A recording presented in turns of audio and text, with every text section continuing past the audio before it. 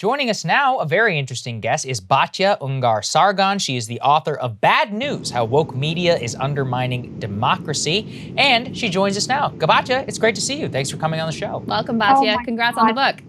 Thank you so much for having me. You don't understand what an honor it is for me to be here at the mecca of bipartisan populism. Even when I disagree with you guys, I know that you're coming from this position of good faith, and I agree with you about so much that it makes me then reconsider my own positions, which is of course, the whole goal of journalism. So thank you so much for having me, and thank you for what you guys do here every single day. That is very, very high praise, because to hear anyone reconsidering anything is in America incredible. Today, so thank today's you for that. Politics. All right, Batya, you have been at the forefront of kind of highlighting and trying to look at how woke politics can really undermine our democracy, especially within the news media. Why did you decide to write this book, and tell us a little bit about what's in it?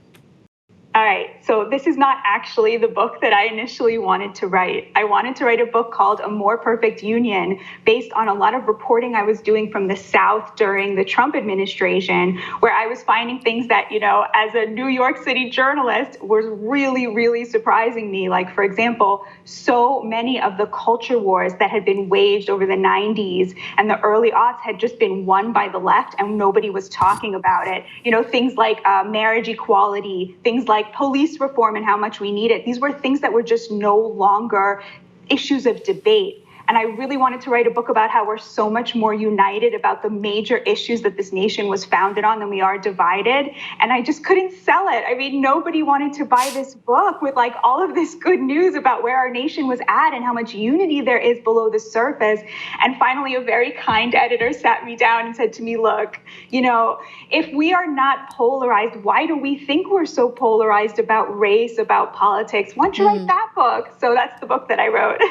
Oh, that's really fascinating, actually, that origin story. So you end up writing, instead of the good news, you write the bad news. And the bad news has a lot to do with the state of journalism, and you track the history of the modern media and the class shifts that have happened that have turned it into effectively a monoculture with gigantic blind spots with regards to especially working class issues. Take us back to kind of the origins and, the working class roots of a lot of media outlets and a lot of journalists themselves. Yeah, so my book is essentially a sort of populist history of American journalism that sadly is also the story of how the media abandoned the working class. So American journalism really started in the 19th century with people like Joseph Pulitzer and Benjamin Day. And these guys, they showed up at a time when the media was really pretty much created for and by the elites, the business elites, the economic elites, and then the political elites. And they kind of looked around themselves and they were like, there are so many more poor and working class people, and they're all literate, and they have nothing to read. And so they created what was called the penny press. Instead of charging $10 a year for a subscription to a newspaper, which was astronomical and totally, beyond the pale for working class Americans, they started charging a penny a day for a newspaper. And they got so rich, you guys, because there were so many poor and working class Americans. And so there was this huge success. It was like they were the number one newspapers of their era. And what I argue in the book is that, partisan media is actually not a problem as long as there are people who are partisan for every sector of society. Yep. The problem with today's media is that you have right-wing media that's partisan on behalf of the top 5% of conservatives, and you have liberal media that's partisan on behalf of the top 10% of liberals, and nobody who's speaking to the rest of the nation, nobody who's addressing like what you guys do, which is speaking to the vast working class in America who are actually on both sides of the political aisle. Batya, one of the things you highlight is that whenever a press on right and left becomes culturally and educationally part of the people who are in power, then the press does not exist to uncover power. It exists to just carry water for the powerful, which is just like a self-perpetuating cycle, which exacerbates a lot of what you're talking about, right? Absolutely. And you guys do, again, I'm sorry, I know I keep fangirling, but you do such a good job of pointing this out. Essentially, what I argue is that the moral panic around race that we're seeing that emerged from the media over the last 10 and especially 2 years, last year, is really a way of perpetuating inequality. It's the sort of last stage of the journalism status revolution, where journalists would much rather talk about issues of race and issues of political polarization than talk about the real class chasm in America that has catapulted them into the elites.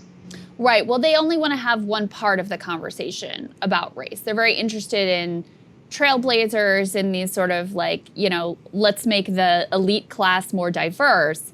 They don't actually want to deal with the structural inequities that leads to not only mass class gulfs, but also disproportionate number of Black and brown people being part of that lower class of society that can never, ever escape. And by dividing the working class along racial lines, well, that's a very convenient way for them to hold power. And that's a very old story, ultimately, in America.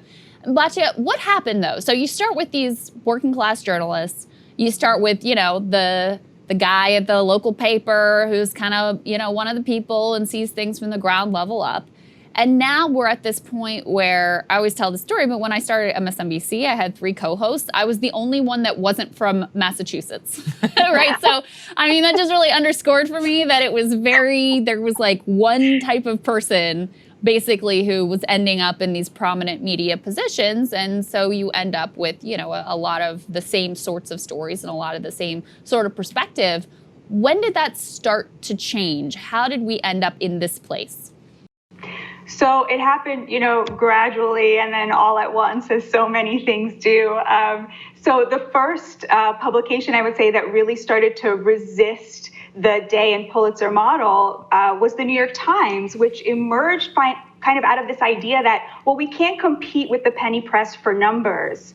But if we can convince our advertisers that our readership is a higher class, we can charge more for ads. And that's exactly what they did. And it's very easy to signal to the working class, we're not for you, right? Like, it's very easy to say, like, we are not here to represent you. We're here to represent an elite clientele. So that was the model that the New York Times sort of picked up. And essentially, over the course of the 20th century, that model really won out. So in 1937, a study of elite journalists, right, the top of the tier in Washington, found that less than half of them had a college degree. Fast forward to 2015, and 92% of American journalists have a college degree. The funnel towards becoming a journalist has become incredibly narrow.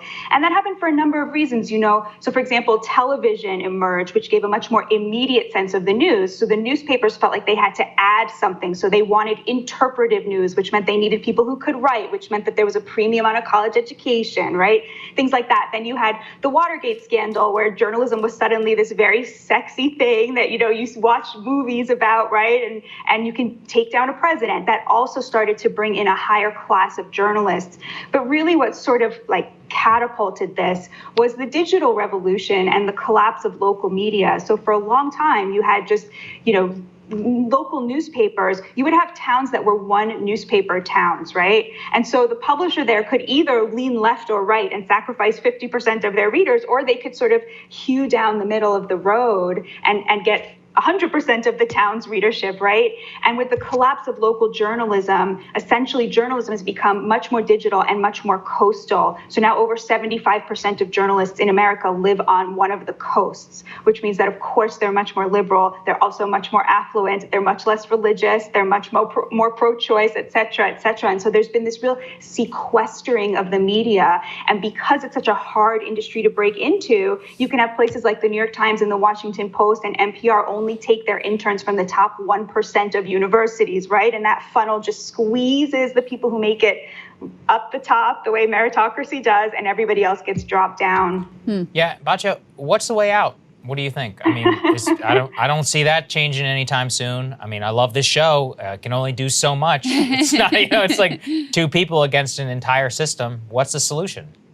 The solution is what your producer, James Lynch, wrote about. It's working class people overcoming partisan divides to advocate on their own behalf. It's people taking back power from the elites. It's the American people refusing this nonsense of polarization that does not reflect where we are. It's people going out and spending time with people who they disagree with, because that is how you become a better person, and that is how we stitch back together the fabric of this nation. Well said.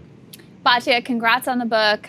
Thank you so much, and we're really grateful for your time. That's right. We'll have a link down there in the description, everybody. Yeah. Everybody go buy it, It's an support excellent Batya. book, guys. I really highly recommend that you check it out because it does chart the roots of a lot of the dysfunction that we cover on a daily basis. Really nice job. Thank you, Batya. Thanks, Appreciate Batya. it. Thank you so much. We'll see you later. Hey guys, thanks so much for watching. That's right. Just as a reminder, you can become a premium subscriber today. Watch the full show completely uncut, our reactions to each other's monologues. You get to listen to it. You get to ask us questions, all that good stuff. Link is right there in the description or at breakingpoints.com. Best of all, great way to say screw you to the mainstream media.